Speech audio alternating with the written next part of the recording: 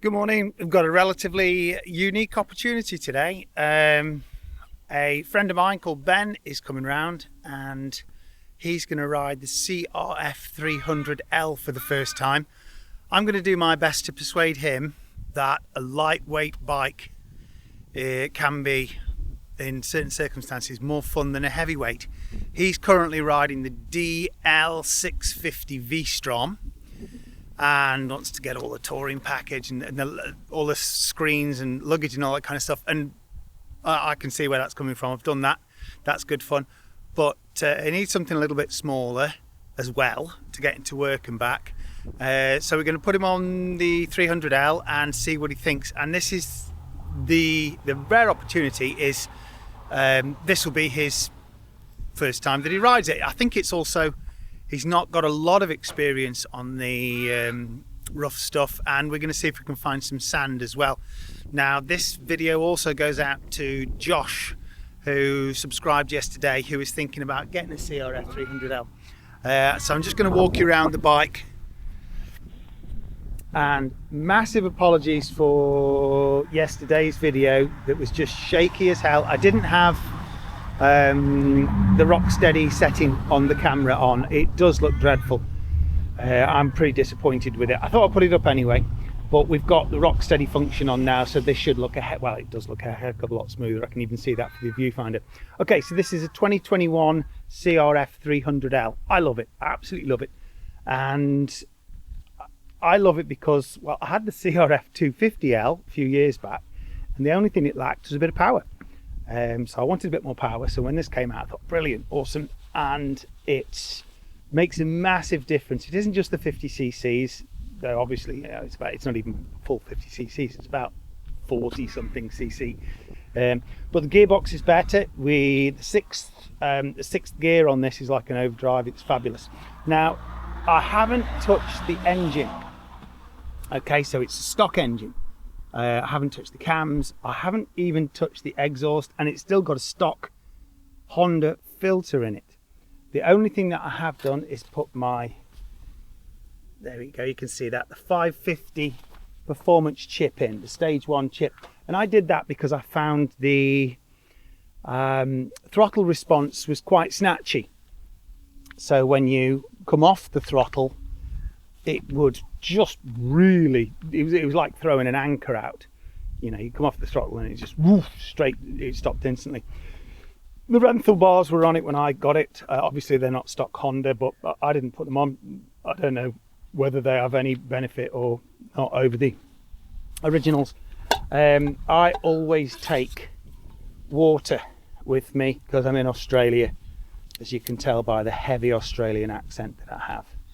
And that's because, particularly when we're off-roading, you can dehydrate pretty darn quickly.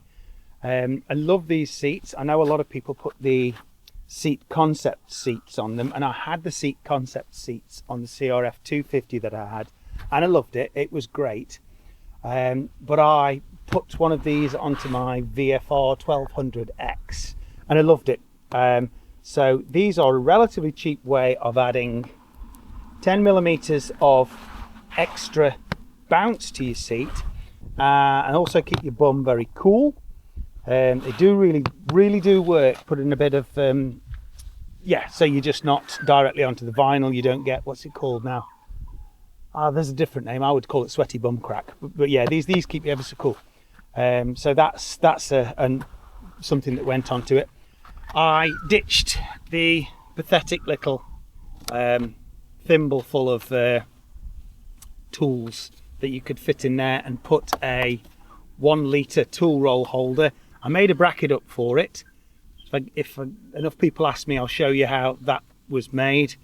You can't just buy, well, the plastic bit comes straight off the shelf on eBay for about 20 bucks, something like that. But you need to put the bracket on with these extra supports because the plastic tabs that these come with will not support a litre of tools. I think these are predominantly used for holding documents, you know, like an owner's manual and service manual and that kind of stuff. So by the time you put a litre of steel in there, or even aluminium, it's still heavy. So you do need to do the supports, you do need a bracket. I can show you if enough people are interested. The Bark Busters rear carrier here is fabulous. I love Barkbusters stuff. I just love the quality of their welds, the quality of the aluminium. The bends are all nice and accurate. Everything's radiused well and chamfered well. It fits tight. It seems strong. Just really high quality. I'm very, very impressed with this. And I put extra little riv nuts, nutserts in there for carrying things. So I've got a slightly bigger piece of ply that sits on top of this for carrying my camping gear, and these 4 riv nuts that are put in here I use for carrying an external fuel tank, just a little 4 litre it's not a Rotopax, it's a Chotopax, I guess. It's a little Chinese one. It's $50. Fine, I use them all the time on all sorts of different bikes. So yes, water carrier there. I got the B&B bash plate as well. That's great, and I predominantly bought this because you can put a little hole in it, and that little hole allows you to lift your bike off the ground with the little bike stand that I've got. So I got that from Colin Bayman of Come Ride With Us, who I can thoroughly recommend. He's a lovely chap, very welcoming, and an excellent ambassador. He's up in Perth. So you can lift your bike on this ring, or you can lift your bike on that hole with a trail stand that Colin sells. It's not unique, but he sells them very reasonably priced and is a hive of good information. I got the Barkbusters, were on this when I bought it. Again, just they are good, but they don't need a lot of explanation. If you drop this in the sand, if Ben drops this in the sand today, I'm not expecting a heck of a lot of damage. Folding mirrors, cheap as chips. These were, let's do that again. There we go. These folding mirrors were very little off eBay. I'll see if I can find and post them up, see if they can find my eBay history for these and chuck them up. These were really, really cheap.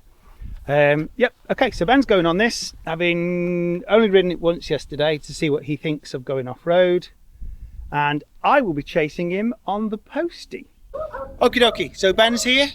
Say hello, Ben. How you going? You can see yourself on the front camera there. Yeah. We get a surprising amount of ladies on the channel. I know. Ooh, ladies of a certain age. And I've had a shave. I actually did. Now, I would just done them. Thank you, dogs. They're so good. Anyone thinking of robbing me, my dogs are on it. Don't worry.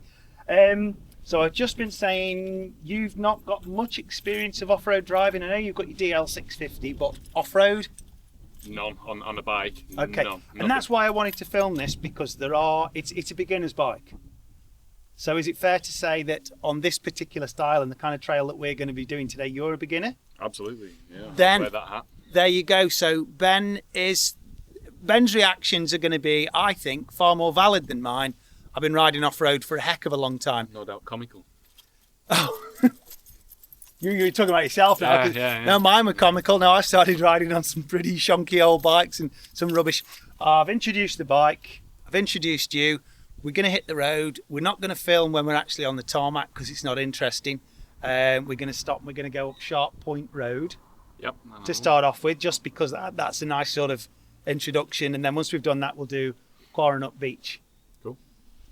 Right, so next time you see me, we'll be at the start of Sharp Point Road.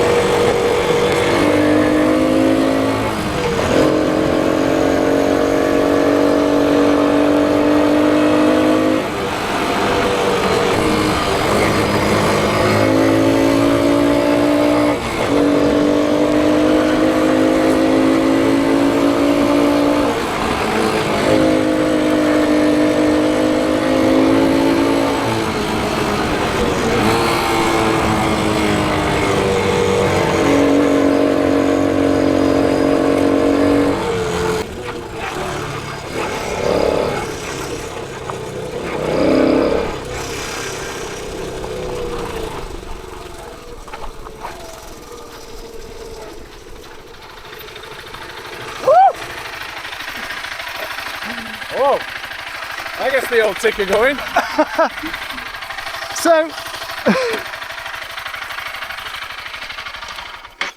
So apart from nearly stacking it on the very first corner. Yeah, that got me. Yeah. It's I think the phrase is you couldn't get a needle in my ass with a sledgehammer. Did you catch that? Yeah, mate. That's going on one of those short reels, Yeah, you know, the I little look forward to TikTok watching type that. thing. There Oh. was a few times the back wheel went, you know, but I suppose Yeah. that's all part and parcel. You got to learn to get that feel for it, haven't you? And You do. identify how much you can push it safely, so to speak.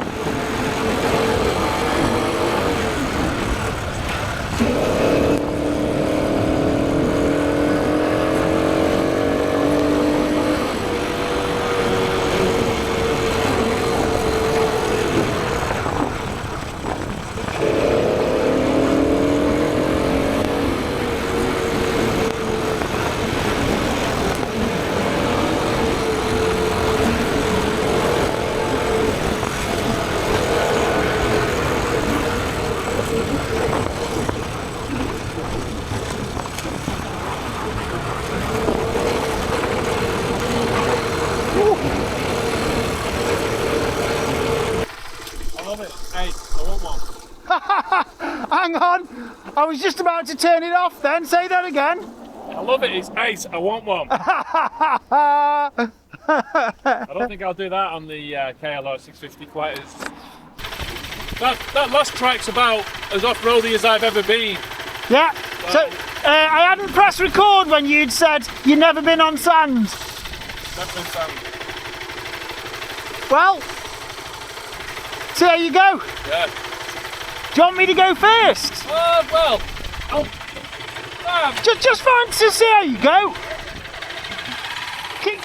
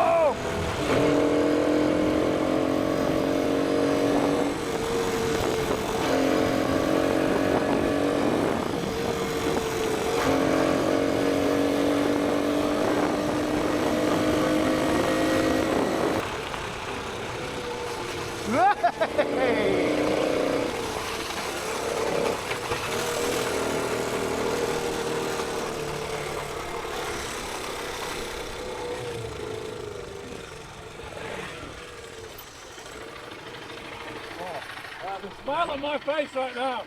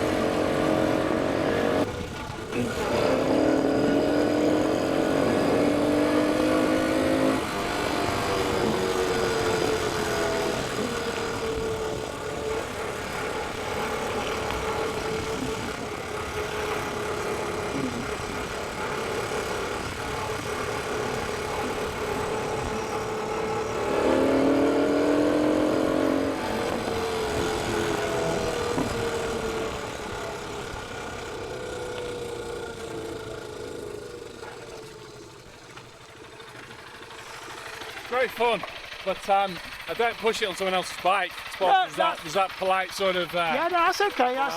But That's okay. yeah, what can I say? It's fucking excellent. And there's not a lot else to say, is there? It's good fun. I love the acceleration.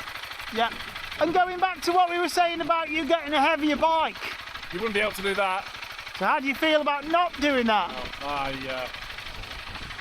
Yeah, well, you've got me thinking. I think if I'm gonna do more of this, which admittedly I've never really done any of, but hell, I'm in one of the best points in Australia to do. Yeah. You know, to take it up as a hobby. So I don't know, maybe the KLR650 isn't quite what I'm looking for. The Something KLR like is a cracking bike, but that's as big as you get. this. It'd suit me for commuting as well, and it's quick enough. You can get it on the highway. Yeah. You can. That sixth gear is it's almost like a road bike. Yeah. Yet the first few gears are more for this sort of stuff. Yeah. You know, you can enjoy a bit of everything. Yeah. Yeah, you've got me thinking now. Maybe I'm gonna hold off from the KLR and keep my eyes open for one of these. Well, it doesn't necessarily need to be one of these. The DR4, 400, 450, the DR is a cracking bike. The DR will do this, no problem, and a bit more. But they're not a heck of a lot of difference in price between them. I prefer this for, it's a bit more modern, it's a bit more refined, but the DRZ's a fabulous bike. Yeah. But again, not a heck of a lot cheaper. They're harder to find, everybody loves them, quite rightly. And it's not that I couldn't find a DRZ, I just love my Hondas personally. This is a bit of a hybrid, I reckon. Yeah, it is. It's an all-rounder, you know? It is a fabulous all-rounder, and there are people who say, oh, change the suspension, change this and change that and change the other. Yeah. Have you done anything to this? All I've done is a 550 stage 1 race chip. Well, it's not a race chip, sorry. It's an ECU chip, which just adjusts the throttle response and it smooths it out a little bit. It's not massive. It's got a stock air filter and a stock exhaust on it. It doesn't ride like a 300. It's got so much more pickup. I mean, when you get towards your 110, 120 kilometers an hour, yeah, you notice it doesn't have You're that finished extra then, grip. aren't you? But yeah, I mean, there's a speed limit, isn't there? So, Yeah.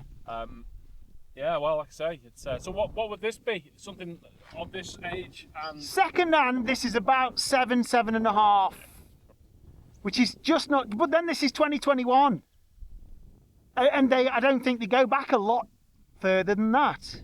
I think they only come out in maybe 2019, something like that. And the 250 is just not there. And I have had it. I'm speaking from experience. And this is tall enough for you as well, isn't it? That's my next point. So I'm a big dude, you know, 198, and that's very limiting when you're choosing bikes, especially LAMS approved bikes. Yeah. Where you can legally ride and not look like a dickhead on. It feels comfortable. I don't know what I look like, but it feels pretty good, you know. Well, hopefully we'll get some comments. Any ladies out there like to tell Ben what he looks like? Hey! I've left it up there now. Someone's going to slam it, aren't they? All right, let's go and do the other essential while you're in Albany. Coffee. Coffee.